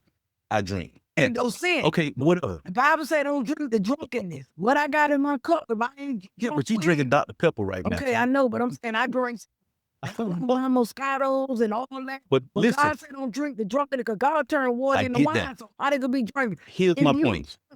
That's wrong, because God said your same mouth you praise me, and at the same mouth you cuss. You struggle with that too, because if you get me wrong, I'll cut your ass out. To me, I struggle with that. But that don't mean because I cuss and this person cheating, that make any sin bigger than the rest. I'm not saying that. God can deliver me from cussing just like he could deliver the lady in adultery. All I'm doing is that God could deliver anything from anybody if you really want to go. That's true. What we do is like a tug of war. I got this rope in front of you. We give it to God. We take it back. We give it to God. We take it back. We give it to God. Oh, God ain't gonna do that no more. God ain't gonna do that no more. God pull you out of this like a tug of war. You gotta have your relationship with God, not through the pastor. Have your relationship to God. It ain't like purgatory in the Catholic Church where you used to have to go come. You'll see, I was born Catholic. You go in there, confess your sins to God. All I'm doing is saying all of us got some sort of sin. Some sins take a little bit more to be delivered from when you're trying to make a change. Do you agree with that? No, I don't. Because the God... It's almost like limiting God. Here's an example. My husband used to be a street person. When I speak on things, Robert, I don't speak about nothing. I got my PhD in Hard Knocks University. When I tell it, you could count it from experience. One day I was sitting up there having a cool glass of wine with my husband, and we were just talking about how we was brought up. My husband said to me one day, my husband was walking, having a pharmaceutical business, whatever he had to do or whatever, and he got into some stuff. No specific name. He got into stuff. He said he never went to nobody to help him. He said he went one day, he went on his knees and told God to take that from him. God, take it. This about to mess up my family. I need to take this. He say his mama, because he had a very spiritual mother. His mother was like the motherboard. Ain't nothing like these churches. You go tell them your business, the whole goddamn church know your business. They ain't got that no more like it was back in the That's day. that spirit of gossip. He's 62 years old now. He never looked back at that. If you go to God with a sincere heart and believe it, will it be a struggle? You don't pray about it, the devil will come in. But that's where your strength comes from. God, this is a struggle. I need you to give me strength when I get up on my feet. Because the same thing you ask God to take in the morning gonna be your struggle. But God could take anything. This is what I'm saying. So when people come to me about certain things, I don't judge people on nothing they go through. Your sin may not be my sin, but we all got it. What I'm trying to say, we all got it. So for me to judge you and say, oh, damn, you convict me, who am I to say that? I never did drugs. I never drank like that. But I had other shit. I could have been in prison night and day for domestic violence. I used to fight like hell. It's God's grace kept me from prison because I was very bad with fighting. So who am me to say that? So that's what I'm saying. Ain't no big sin, no little sin. It's you going to God and meaning what you say. You're supposed to have your church pray for you. Back then, when I was a young girl, you had the thing they call a motherboard. These was older women that taught the younger women how to be women in the church. They taught us how to dress. If you had on a short dress, baby. Nowadays, if they see you, look at Sister David. They'll have a parking lot clique talking about you. That's all you had to wear to church. I know. I grew up in a Pentecostal church. Yeah, When my you went to grandma. Pentecostal church, I Yeah, went home to yeah. church. I But went when to I read Pentecostal the church. Bible, I But my learned grandma you. still cussed though. Hey, listen. It's My my little cussing my too. grandma used to get mad. Listen, but guess what? God wasn't judging her. Berlin dancing, God boy. was I judging her mouth. God was judging her heart. Yeah. But sometimes that's like with my children. We used to make her mad too. I'm gonna use something with my children today. Wait to 50, you have some children. I may be live or dead, but I hope I'm living. I'm telling Vic, I need some grandkids. Yeah, he coming. They coming. This way. They come like a herd now. I know you don't want it, but I used to go in the house and tell my kid, go in the room, go take out the garbage. I'm gonna do it. I'm coming, mommy. Still doing what they got to do. But when I walked in that door and say, God damn it, didn't I say take out that garbage? They ran and took out the garbage. Some customers bad, but you gotta say shit like that to get them to move. But we didn't come up like that because we knew not to try our mamas like that. Well, the difference. We had That's the thing. our spiritual core. Boy, they used to go get the cherry bush and beat you with the shit they told you to go get. But nowadays, you ain't got none of that no more because if you beat your cherry, they Going to beat your. That's why I tell people today, if anybody could come in my house and tell me how to raise my kids, you better take them out the door when you go. You would never tell me. Because the Bible tells us how to raise. Spit a rock and kick their ass. Beat them. Listen, in school, we had problems now. When we came up, you ain't never had people going to the school with this. I know the occasions that most of the time we fighting with this, and we fight, and next day we okay. But the day if I fight you, the next day you gonna come and try to kill me. They ain't doing stuff the way we did it. They can't fight these days, man. You carry them to school, but you can't teach them. You can carry them to the water, but you can't baptize them. All you can do is pray over your kids. That's the most important thing right there. Keeping them. And then it's about love too. You still gotta have love for, like going back to the homosexual thing and all the gay stuff. We don't agree with that type of stuff, but I won't bash nobody because of it. You know what I mean? Uncle Keith had to help me understand that. He had to help me understand that. But you still have to, everything still has to be based in love. You still got to treat people with dignity and respect. Open that Bible. You know, that's what, that. Friends come, and she say that Jennifer Hudson's son, it was an interview about Jennifer Hudson and her son. I'm going to tell you this. A mother love their kids. You can say what you want to say about homosexuality and all this. If one of your kids come home and tell you that, me and my husband were just talking about that the other day. You like who you like. One thing you said about 30 minutes ago is the respect. Now, because of my belief, I'm not you're not finna bring it in my house. I'm not finna sit up there and scorn my child because a mother love their child. Because I think, and I may be wrong, and God knows if I am, please forgive me. I love everybody. I don't care what your sexuality is. I ain't sleeping with you, so it don't matter. I think a lot of that homosexuality is a trend because of what they see somebody else do. It's a spirit. I don't think that people could call themselves gay if they never been with the opposite sex. And you got some people that never been with the opposite sex, but they say and they gay. But that's them. Remember back then, I'm gonna take y'all back 5 years ago. Remember when the boys was coming out of jail and their pants was below their waist and they was walking like they had their pants and they walking like this holding their pants? How long did that fade lasted? Not too long. You don't even see that today. Very few. The pants got tighter. A lot of this stuff is just passing through people going through something and dealing with emotions, women dealing with emotions, men dealing with emotions. And I think this thing is really gonna pan down to people gonna really examine themselves. The Bible say, let a man so examine themselves. No matter what you do, I'm gonna love you. A lot of times I feel like that's just a fact. Everybody want to go get them some Air Force One. Everybody, my daughter told me yesterday, Dukes or Ducks, whatever them shoes is. What's that? Don'ts? Dunks. What are don'ts though? What's the Air And Force guess what? Ones? You know what they was when we came up? Oh, It was God. kids. The shoe called Kids. Calm Kids. Blue came back in style. Remember we had 3 colors Yeah, them back when we Chuck was coming Taylors. up? Now Yeah. they got Chuck Taylors and they got them at all. No, that's what we called them back in the day, Chuck Taylors. Yeah, but now they got Converse and everything now. Low top, like the dunks he talking about, they was kids back then. That's the name of the shoe was back then. Things are like fashion. They go in, they go out. They come and I go. think more attention is brought into environment like that, so it's entertained a little more. That's more of your audience. Hmm? Y'all Yeah, that's stay more of your tuned, audience. but y'all know my podcast. I'm real. We talk about subject of all kind. I'm very controversial on things like Robert was telling me about Geno Jennings or whatever. That's my dog. I though. believe in the Bible, the word eat, sleep, and breathe, but ain't nobody gonna try to convert me to believe something different. I believe, like I say, I like Geno Jennings. I listen to a lot. He say, but if Geno Jennings had a conversation with me like how Robert cross with me, I'm gonna listen. But I ain't gotta believe everything you tell me because God gave me enough sense to believe what I can read too. My interpretation just a little different. Just like when it comes to marriage, I've been married 39 years. Ain't nobody gonna come to me after 39 years and give me a roadmap of marriage. I can give you a roadmap. Every day, if you in a marriage and you get money problems, don't talk to me. Money problems make you want to know if you want to stay with that nigga or not. Let somebody get sick. Let your kids be disobedient.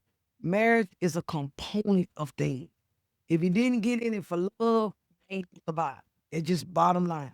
So I have a lot of topics that I talk to people about, and I just keep it real. That's what it is. My mission is when it comes to entrepreneurship, That's these people be saying they want to get their own business. You know what I tell people when I talk to them? How bad you want it? Stop talking about it and be about it. Anything in this life you want to do, you can do it. But like Robert with Chief Podcast, he want his podcast to be universal. He's working it. Someday it's going to be there. But you got to work at what you want. And this stuff is not going to be empty. It's roadmaps. I do mentorship. I talk to people. But one thing about it, I keep it real. You may not want to hear it, but everything I talk about be biblical based and it be the truth. I don't talk about nothing I don't know about. When people come to me, I say, I don't know about that part. Yeah. People talk about a cheating man. I can say, I can't Yeah. tell you about that because I ain't never had a cheating man. And if he did cheat, I ain't know nothing about it. And if he is cheating, get rid of his ass. That's my advice. I know it ain't that easy. But that's just me. And why? Because I find over 500 death certificates. They got something out there, penicillin can't take care of you. So I talk about stuff like that and make it known a lot of the health problems we have them because a lot of times in detection save lives. Sometimes it don't, but sometimes it do. Take care of yourself. Your health is your wealth. For the last couple of weeks, I've been posting your health is your wealth. The reason I've been doing that, because people really think their money is their greatest gift.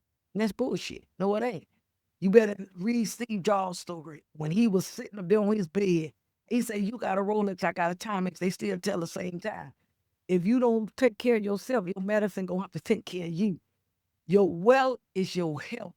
Go take tests. Go see about yourself. Get your men take care of themselves. My husband told me one time, maybe I don't want to go get that prostate test. I said, okay, gotta go. Die, leave me here, young. I'm going to spend all your money. He got up and he went. Simple stuff. Take care of yourself. Robert had knee problems. He was procrastinating. My sister kept telling him, go see about yourself. Go see about yourself. Go see about yourself. Because heart disease among men and prostate cancer is number one for men. I'm 60. Robert could be 60. His health insurance going to be more because insurance companies know that men don't take care of themselves. Women, we do. Okay? Only thing we doing lately, we getting all these BBLs, all this plastic surgery to make ourselves look good. We already beautiful. I've had 6 plastic surgery, so don't DM me my body Listen, to tell me nothing about plastic I surgery. got a I done had- question. I got a I question. done had 6 something. Yeah, And I no, didn't no, no, BBLs, no, I already had a big ass. no. But Listen, I got addicted no. to it too. Listen. With Cardi B, she got the BBL, and then they say that them BBLs be stank. See, Robert, we Like didn't. you see that's a big thing now, though, right? I, In other words, they don't need to myself, do that. listen, I've had 6. What? Regret none of mine. Let me say that.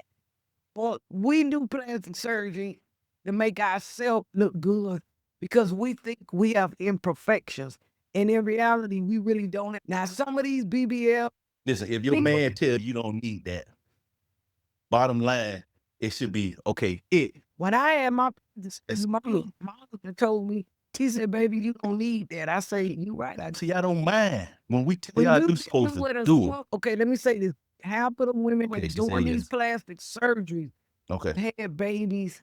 Their stomach was flat. Their stomach hanging over their vagina. Breasts sagging. A lot of times after women had your kids, Okay. these damn babies that we done had for y'all, our body getting a little disproportionate. Okay. And we do these things to try to make Still don't us need look it. good. Because when I had my plastic surgery, I told my husband, I'm not doing this because of you. I'm doing this for me. That becomes a psychological thing where we want to feel good about ourselves. But it's people overdo And it's it. disproportionate too. You ever see some of these women out here? They got a big ass, but then they got little chicken legs. It don't match. It shit don't match. Can I say this to you? And I'm 90% of them women that done had plastic surgery, no matter what kind, wasn't pleased with their self. Of And course. that's a self-esteem issue. Don't let nobody tell you, they be like, oh girl, I just did. Then they did it because they didn't like themselves and they wanted more attention brought to themselves. Because It's when always. exactly. When you see these women, That's a news flash right there. Those are women that men just play with. if you don't have sex with them for marry, my old saying men say, I ain't buying no pair of shoes so I could try them on. And guess what? You bought the shoes to see if they fit. You ain't trying me to see if I fit. You supposed to make a life with me like that. So you see these women doing all this cosmetic stuff. A lot of those women have low self-esteem. If they really want to be true with themselves, they will say that my self-esteem was low. I didn't feel pretty. I didn't feel good about myself. My husband probably called me fat. After you have a baby, them boobs sit up and they start dragging, the stomach looking flat. So the first thing you say, I ain't pretty about myself. I ain't look good. Then when you get mad with your husband, the first thing you say, oh, with your fat ass self. You can't insult Now a that's woman disrespect. A man should never say that. They Listen, disrespect this woman. And when they do that, the woman feels That's like, not a "Oh, man. I don't look pretty. I don't look good." So that's what comes And with then the the man is plastic. supposed to reaffirm his woman. Baby, you look great. You don't need that. How can he reaffirm her? A lot of these men out there call. He told me a man called her, say, "Oh, fuck you, bitch," and she said, "Oh, he called me out my name." I said, "He should have told him." He called me a bitch. But Lori, listen, He said, normal. we accept and behave. That ain't God. But that's not our generation. And that's God- not and a that woman ain't that right. has substance. You not going to accept that kind of talk. Exactly. First of all, you going to ask a man like, who you talking to? And first of all, if a man respect you, they wouldn't even say that. And you could Okay, you got substance. so let's look at this for a second. Am I right? Right? A lot of these women, the women that we're talking about now, you could go back in their history, their family history. Yeah. You see, was your father in your life? Were you abused? And then a lot Once of you times, accept it, when you start asking these questions and really get down to the root of things, you find out why a lot of these young girls are making these decisions. I agree. You understand what I'm saying? I could look at a woman that's making But these you type of gonna decisions. take advantage of that. Any man, to be honest with you, coming up in childhood, we all got some scars. You say, when I was coming up, I used to see my mama and daddy fight. What the hell you think I did? I say a man will never beat me. I'm gonna fight. I'm gonna kick ass. A lot of that spill over into you. You said one day, Lisa asked you to cut the yard. You could have went and got a lawn. I ain't cutting no grass. You said all you did when you was little was cut grass. You already had you out there all day and all night. I was You traumatized. so you well, and you didn't want that to spill over. This yard too damn big. Yeah, I know, but even when you had the other yard, you still didn't cut that. Oh no, and that was too small. You're doing it. If you go back to all our childhood, we got something that we carried over in our adult life that we didn't deal with. That's why a lot of times when I tell Yeah. you women got issues, like me, when I was coming up, never heard I love you. My daughter married with 3 kids. I love you. Every time we hang up, I love you. But when we came up, we didn't get that. A lot of girls are not being validated like that. A man never told them that, or they saw their mom and daddy fight. Just like a young It's boy. childhood His daddy traumas. tell him, oh, you ain't shit. You acting like your mom with your pocket. It's what's planted in them psychologically. A lot of us need therapy to deal with trauma from when we was coming up, because a lot of us bringing that into marriages, into I agree. adulthood, and we dealing with that and trying to deal with coming up. And if we would have dealt with it, but back then when you say going to a psychologist, oh, that's for crazy people. That shit ain't that. That's for crazy. But naturally, we should have been dealing with them demons then. Everything that's happening in the church today happened back then. It was just covered up a little bit. It's just open. It wasn't as much. Like you say about the homosexuality, God destroyed Lot, told her don't look back. Yeah. Turned into a pillar of salt. That was back then. People just Yeah. looking at it like now, like this shit just started. That was been that way. But the only thing that people did back then that I liked, they wasn't so open with it. We have a I don't give a damn society now. Nobody gives a damn for us Accept. all. They accept anything. Yeah, Most and people will we accept we anything. don't have no character about ourselves. That's like in my business, I got character on how I treat people. Yes, I want to make a lot of money. Yes, I have made a lot of money. But if I gotta hurt you or beat you out of money with a funeral to make money, I don't want it. And I'm gonna tell you something, you don't ever forget all money ain't good money. If you get it bad, it ain't good money. All money ain't good money. And if I gotta hurt you to Yeah. get it, I don't need it. I was coming to the store, $2,000 wrapped up in a bill. I was limping the other day. I went in my pocket and I dropped $2,000 on the floor. It was this Chinese man behind me say, "Lady." And when I looked back at him, he said, "Look down." And it was this other man picking it up to give it to me. If that was somebody black, you think they would have did? Maybe it would have. Maybe it would have. But what I'm trying to say, It could have been somebody what you black say, that would have did it. yeah, they would have, you know, Kind of push back on that. they would have took it and say, oh, that was a blessing. Yeah, but listen, that ain't nobody black doing that. That's a nigga.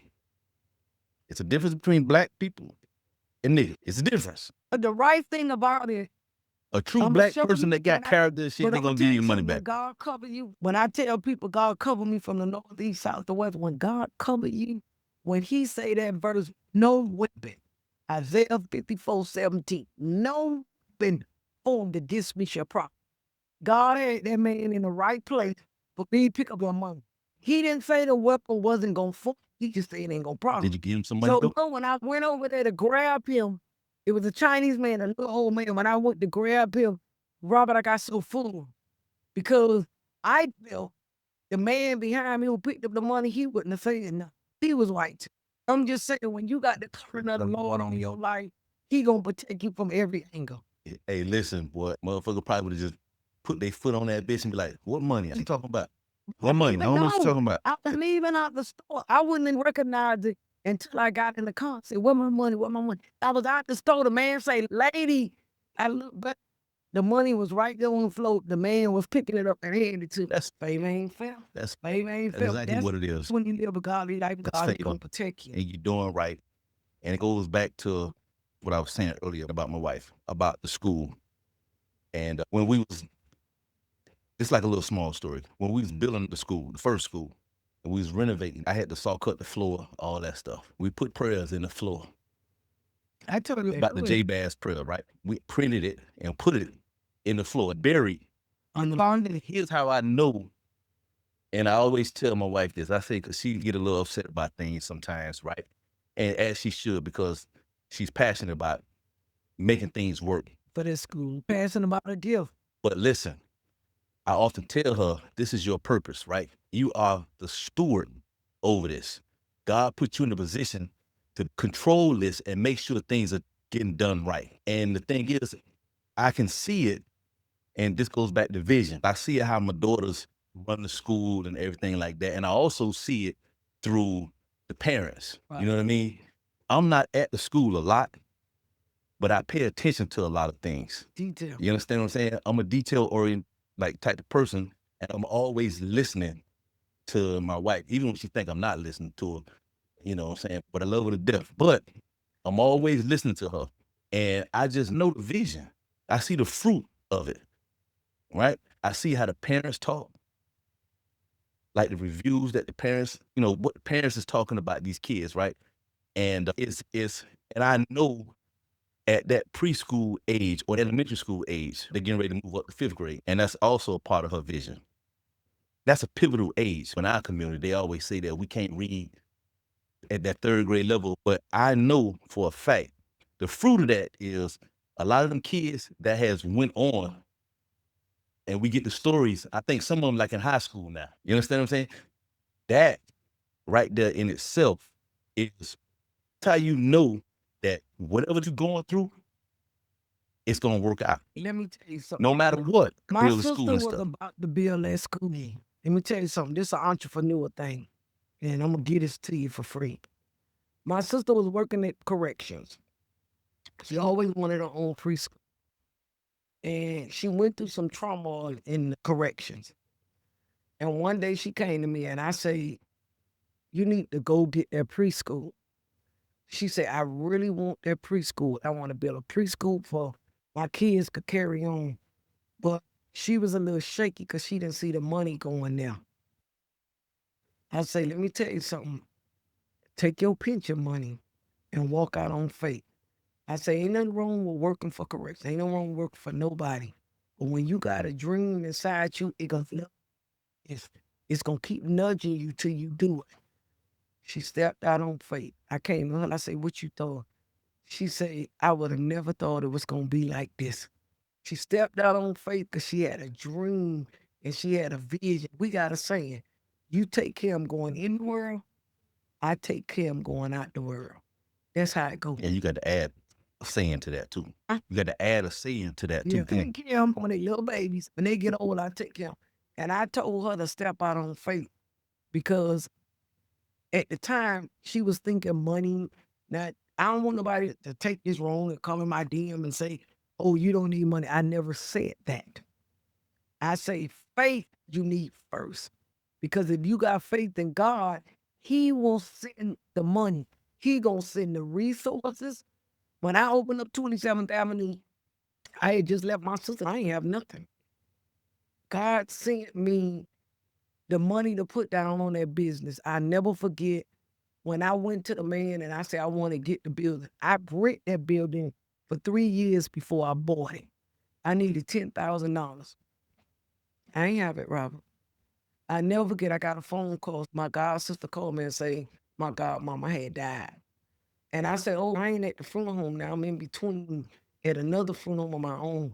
She said, I don't care where you at. I need you to bury mama. I buried my godmama and got the money for me to put down on that building. Then when I got the building, I needed to do all this work. The man gave me 3 years to rent it before I purchased it. I had all that renovation to do. I ain't got no money. People say, go to the bank. The banks give you money once you got money. They ain't gonna give you money if you ain't got money to show what you're doing. God blessed me with people into my life that they was like my guardian angels. So when I tell people to have faith, I'm not saying have faith with no money. I'm saying have faith with the man that can give you the money, the resources to have it. Because without a vision, a man perish. So if God gave you this gift and he put it in you, why he wouldn't open up doors for you to operate the way you need? I've been open to 17 years. I've never been in the red because God supply all my needs according to his riches and glory, not mine. I just got to do right by the money. So when people get a business and say, oh, the business didn't work out, did you do right with the money? Because even though God give you something, much is given, much is required. Lisa got the preschool. She got to pay the mortgage on the building. She got to pay the workers. It's a lot required, but God going to send you the money. Now, if you don't do right with it, when you are an entrepreneur and you got to come out basically, I can do this. And sometimes we got to change our mind to change our direction. And a lot of times our mind is in mediocrity state. We got small minds. I'm like Steve Harvey say, you asking God for an apartment. Hell, I asked God for a mansion. I would hear him a mansion. I ain't asked God for no apartment. I had an apartment. I built the house from the ground up. I say, Lord, you a blessed Lord.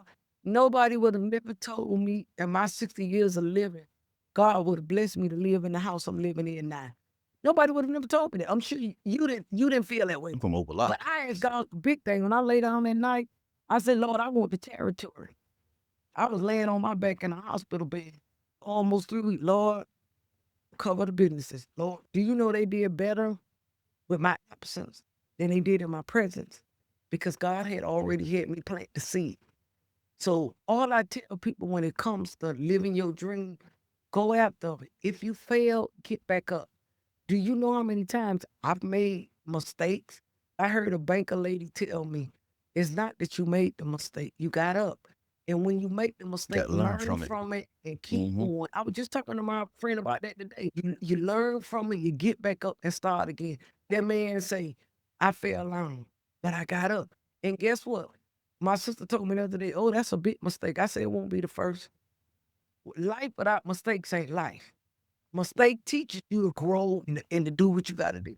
So with Lisa, I told her to step out on faith. I was one that encouraged. And we look back today, and I always say, thank you, Lord. I owe myself no credit. I don't take no credit. I got a book on Amazon, Money Not Made for the Grave. I got another book, Faith Through It All. Everything in them books is true. So people don't go after their dreams. They telling themselves they can't do it. You tell yourself that. I get up in the morning and tell myself every day I'm gonna be everything I could be.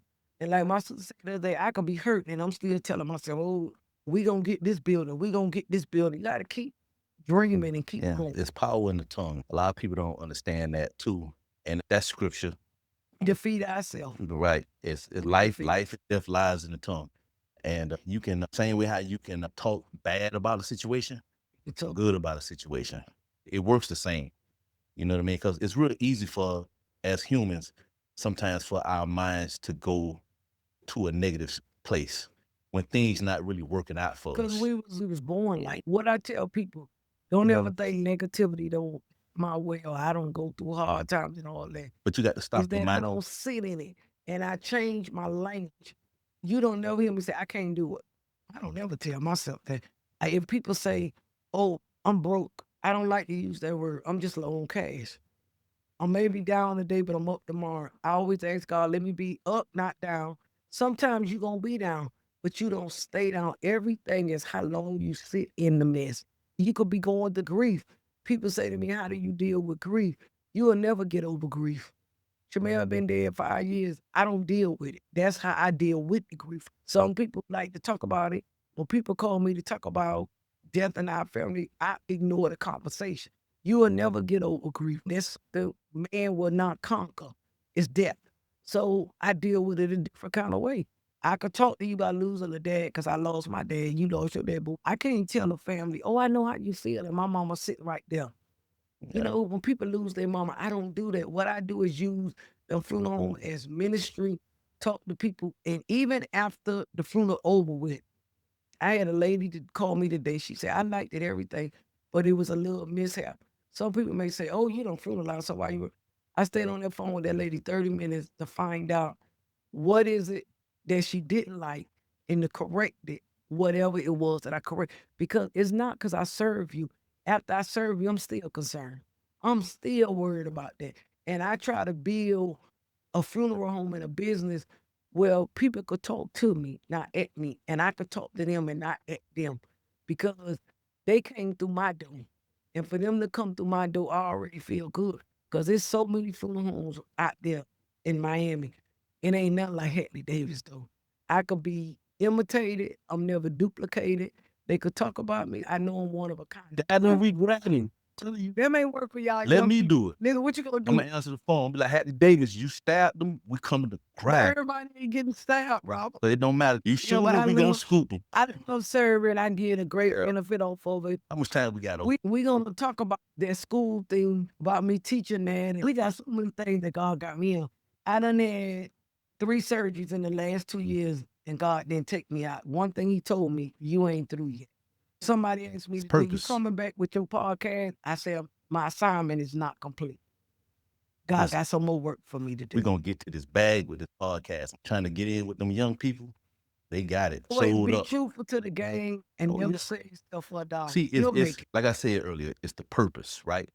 And what I want to do is bring substance to our community, right? I want people to understand how this thing really is with your business. When you said earlier that you had a body open and you had to staple the body up, and that's a visual that I believe some young people really need to understand. They need to see that. Not so much see it, but you need to paint You that know, picture. what I Exactly. want to do is take away they're living that fast life to see what it looked like. A lady had me to bring her son back there, and he almost they did something to Charlie. Charlie used to drive real reckless and talk shit to people. I said, So the look, lady, you gotta let people know what that is now. This generation don't know what that is. That's this right yeah. here. That's So birdie. when my Okay. son did that while we was driving, somebody cut him off. I was on the That's passenger road seat, rage. and I said to him, I said, don't you ever do that, and don't do it while I'm in the car. Because when they shoot in this car, they gonna miss your ass and get me. The next day he came to the funeral, I took him in the back. I say, see, this where badass people lay at. Right here. This where they lay at. He said, mommy, show me that. Because you going to make me cry because you want to be a badass. And a lot of these young men, they want to be badass. And the only thing they hurting is their parents and their family because they want to be a bad. Nobody can't tell them nothing. And who they going to hurt is you. Then you got to bear them and scream over them. Well, and all they had to do is listen. So that's Control their something. emotions Yeah, in that that's moment. one thing I want to do and pivot that control your emotions when you mad. Some things ain't worth even arguing about. And I say this to you about your podcast. And this came to me the other day by you being Hartfield. You think you small now. When you get big, you're going to pay me for this saying. You think you're small now. But how small is a mosquito? You can't even see it, right? But how much damage do? It do a lot. Do a lot of damage. And it's so small. You Yeah. small now, but you're going to do a lot of damage later. We running them numbers up right now. How many people on the thing right now? How many feet? Show. I'm coming with Don't Tell Me You Can't Do It. Y'all stay tuned for September 7th at 4 o'clock. And I'm coming with some great things. We talk real. And my assignment is not over. God told me my assignment is not over. I just want to touch the lives of the people. And I ask God for long life, the fruit of my labor. So when I do meet God at the gate, he could tell me, well done. My good and faithful servant. Thank y'all for joining us on this Chief Hall podcast. And of course, y'all know that we chiefs and we always trendsetters.